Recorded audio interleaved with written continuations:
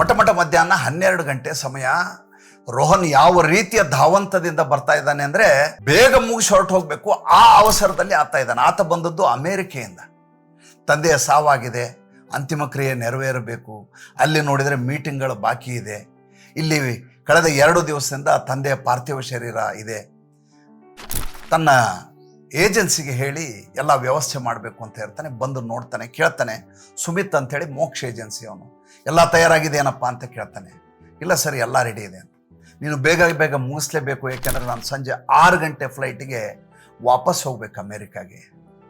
ಆದ್ದರಿಂದ ಬೇಗ ನೆರವೇರಿಸು. ಇಲ್ಲ ಸರ್, ಎಲ್ಲ ರೆಡಿ ಇದೆ. ಅಲ್ಲಿ ಅಂತಿಮ ಕ್ರಿಯೆ ಎಲ್ಲ ವಿಧಿವಿಧಾನಗಳು ನಡೀತವೆ. ಈತ ಅಗ್ನಿ ಸ್ಪರ್ಶವನ್ನು ಮಾಡ್ತಾನೆ ತಂದೆಯ ಪಾರ್ಥಿವ ಶರೀರಕ್ಕೆ. ಅದಾದ ಮೇಲೆ ತನ್ನ ಬ್ಯಾಗನ್ನು ತೆಗೆದು ಚೆಕ್ ಬುಕ್ ತೆಗಿತಾನೆ. ಸುಮಿತ್ ನನ್ನ ಕರೆದು ಹೇಳ್ತಾನೆ, ಇಲ್ಲ ತುಂಬ ಚೆನ್ನಾಗಿ ಅರೇಂಜ್ಮೆಂಟ್ ಮಾಡಿದ್ದೆ, ತುಂಬ ಥ್ಯಾಂಕ್ಸ್ ಕಣಪ್ಪ ನಿನಗೆ. ಆದ್ರೆ ನಂದೊಂದು ರಿಕ್ವೆಸ್ಟ್ ಇದೆ. ಏನು?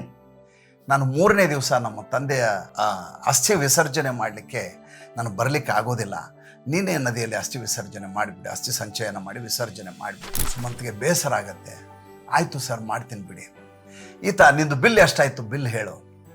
ಸುಮಂತ್ ಹೇಳ್ತಾನೆ, ಸರ್ ಅದರ ಅಗತ್ಯ ಇಲ್ಲ ನನಗೆ. ಈತನಿಗೆ ಅಚ್ಚರಿ ಆಗುತ್ತೆ ರೋಹನ್ಗೆ. ಅಲ್ಲ, ನನ್ನ ತಂದೆಯ ಅಂತಿಮ ಕ್ರಿಯೆಯನ್ನೆಲ್ಲ ಮಾಡಿದ್ದಾನೆ, ದುಡ್ಡು ಕೇಳಿದ್ರೆ ಬೇಡ ಅಂತ ನಾನು. ಯಾಕೆ ಅಂತ. ಇಲ್ಲ, 5 ವರ್ಷಗಳ ಹಿಂದೆ ನಿಮ್ಮ ತಂದೆ ಬಂದು ನನ್ನ ಮಗ ಅಮೇರಿಕಾದಲ್ಲಿದ್ದಾನೆ, ಬಹುಶಃ ನಾನು ತೀರ್ಕೊಂಡಾಗ ಆತನಿಗೆ ಬರಲಿಕ್ಕೆ ಕಷ್ಟ ಆಗಬಹುದು. ಆತನಿಗೆ ಹೆಂಡತಿ, 2 ಮಕ್ಕಳಿದ್ದಾರೆ, ಸಾಂಸಾರಿಕ ತಾಪತ್ರೆ ಇರ್ತವೆ, ಆಫೀಸಲ್ಲಿ ಮೀಟಿಂಗ್ಗಳಿರ್ತವೆ, ಪಂಚಭೂತಗಳಲ್ಲಿ ಲೀನ ಮಾಡಿಸ್ಲಿಕ್ಕೆ ಅಷ್ಟು ದೂರದಿಂದ ಬರಲಿಕ್ಕೆ ಆಗದೆ ಹೋದರೆ ನೀವೇ ನೆರವೇರಿಸಿ ಅಂತ ಬಿಲ್ ಪೇ ಮಾಡಿ ಹೋಗ್ಬಿಟ್ಟಿದ್ದಾರೆ ಅವರು. ಜೊತೆಗೆ ಒಂದು ಪತ್ರ ಕೊಟ್ಟಿದ್ದಾರೆ, ಸರ್ ನಿಮಗೆ ಕೊಡೋಕ್ಕೆ ಹೇಳಿದ್ದಾರೆ ಬಂದರೆ. ಆತ ಗಾಬರಿ ಆಗ್ತಾನೆ. ಆ ಪತ್ರವನ್ನು ಕೈ ತಗೋತಾನೆ, ಪತ್ರವನ್ನು ತೆರೀತಾನೆ.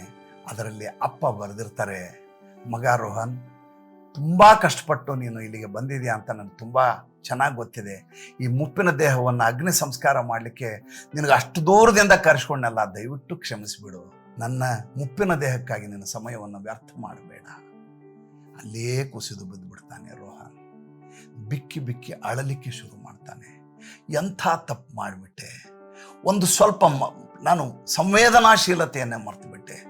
ಯಾವ ತಂದೆ ತಾಯಿ ನಮ್ಮ ಬಾಲ್ಯದಲ್ಲಿ ನಮ್ಮನ್ನು ಕೈ ಹಿಡಿದು ಕರ್ಕೊಂಡು ಹೋಗ್ತಾರೋ ಅವರ ಅಂತಿಮ ದಿನಗಳಲ್ಲಿ 10 ನಿಮಿಷ ಸಮಯ ಕೊಡ್ಲಿಕ್ಕೆ ನಮ್ಮ ಹತ್ರ ಆಗದೆ ಹೋದರೆ ಇದು ಯಾವ ಜೀವನ? ನಾನು ಅಮೇರಿಕೆಗೆ ವಾಪಸ್ ಹೋಗೋದಿಲ್ಲ ಅಂತ ಅಲ್ಲೇ